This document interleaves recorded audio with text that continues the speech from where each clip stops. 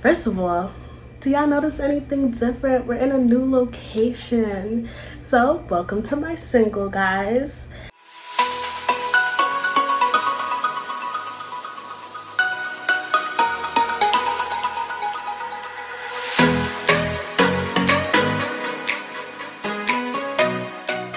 Hi guys, and welcome back to my YouTube channel. It's me, Jessie Wessie, and today I'm going to be bringing you guys some college advice.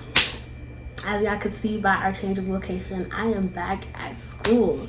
For those of you that do not know, I attend the University at Buffalo, and I am currently in my single. There's not much going on in here, so y'all didn't need like a full fleshed out like room tour, but that's my bed, that's the window, it's the lamp, it's my fan, and it's me. Yeah, so obviously for the most part we're all enrolled in Zoom University right now, so I decided to come and give you guys some tips that I feel like helped me towards the end of last semester and that I'm implementing in my life this semester to ensure that I do well.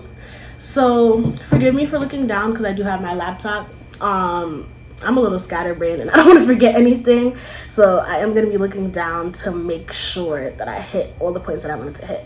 So advice number 1 is to start off strong. What I mean by that is you want to start off on like your best foot possible, because once you start to get tired towards like the latter half of the semester and you start missing assignments and you're really losing motivation, at least if you started off strong and you have an A in that class, you could BS and get a B, you could BS and get a C, depending on how strong you started off and how much weight the latter assignments have like on your grade. But for example, if you start off kind of inconsistent and you're at a B in the class or you're at a C, you just say you don't have room to BS, because your B or your C could easily turn into a D. And D's get degrees, but if you could do better, do better. So I definitely do think that starting off as strong as possible is a really good starting point. Right now it's syllabus week, we don't got a lot going on, but as soon as your assignments start, you want to get them done ahead of time, early, get them out the way. Advice number 2, have a plan. So you want to have a plan, and I also think you need to have a planner. Listen, get yourself a planner, a calendar, post-it notes, however you stay organized, and make sure that you put it somewhere where you can see. So all of my notes, calendars, and planners, yes, I have all 3 because I need to stay that organized, are like right on my desk. And I know I sit at my desk every morning, so that's the place to put them.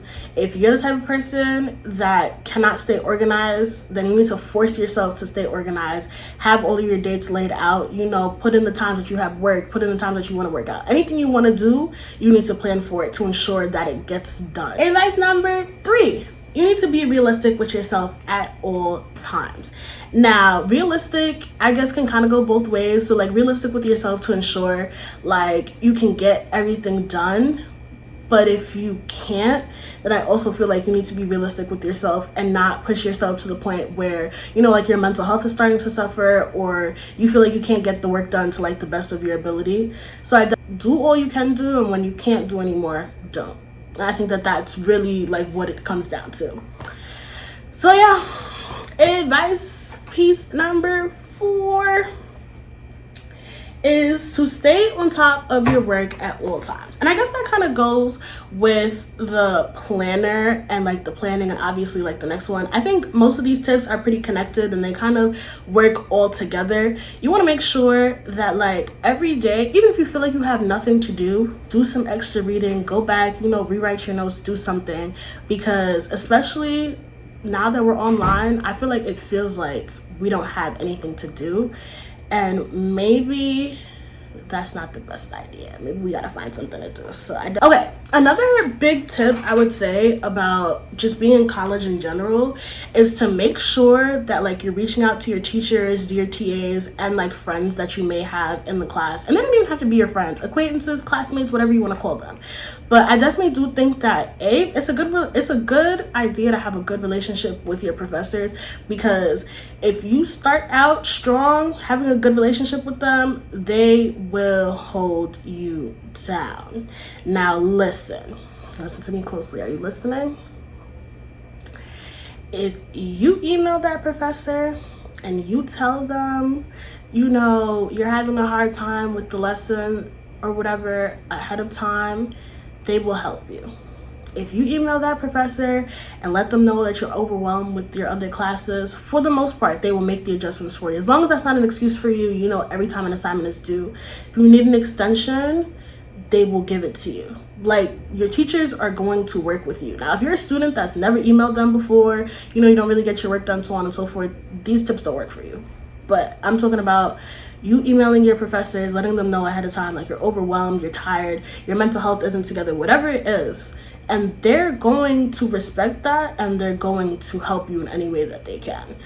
Even as simple as giving you an incomplete for an assignment. Like, your incomplete basically gives you more time to finish an assignment, depending on like what the assignment is and how like the teacher sets it up and stuff. So you definitely want to reach out to them if you feel like you can't get the work done, or if you're feeling overwhelmed or anything like that. Especially in a time like this where it's not like one class, that's online, but it's, maybe 5, 6, whatever, amount of classes that you're taking.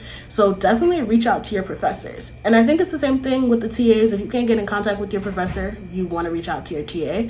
And then having friends in the classes, I guess that's a little harder online, but I think nonetheless, make your group chats, split up the homework, that you're in study groups, and you have people that are like reminding you, for example, just in case like you slip up and forget to write in your planner, when the homework is due, what the assignment is, if you need help, if you need clarification.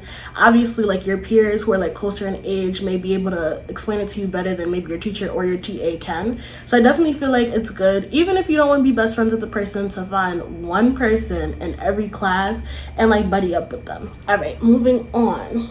I definitely think that this one should have been at the top because maybe it's the most important, but college is the time, if you haven't learned it in high school already, to determine how you learn and how you study. Now, I think there's a whole bunch of variations to that, so really specific to you, you have to know. Do you work well in large study groups? Do you work well in smaller study groups? Do you work well studying by yourself? Do you work well, late at night? Do you work well early in the morning? Like, you have to figure that schedule out for you. And most importantly, because class is online, you have to know, are you the type of person that needs like physical material? You gotta go print it out, you gotta write your notes down, anything like that. Like, you have to know that, because you can't just sit in your class, 15 weeks of the semester and not be able to retain the information and not be able to study, not be able to do the work, because you don't know how you learn and how you study. It's kind of a waste.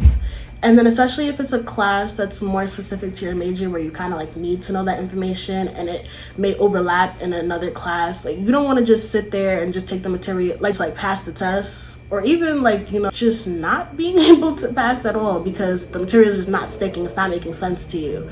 And the teacher may not be teaching the way that you learn, but that's up to you to take the information and then make it, applicable to you. Like, be able to take the material in and be able to figure it out for yourself, how you learn, how do you do it. So listening to lectures is all fine and good, but what's the step after that for you to ensure that you actually are learning this material?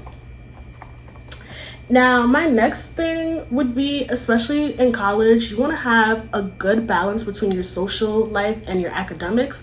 And y'all know exactly what I mean by that. You don't need to be going out every night to party, especially if your homework's not done.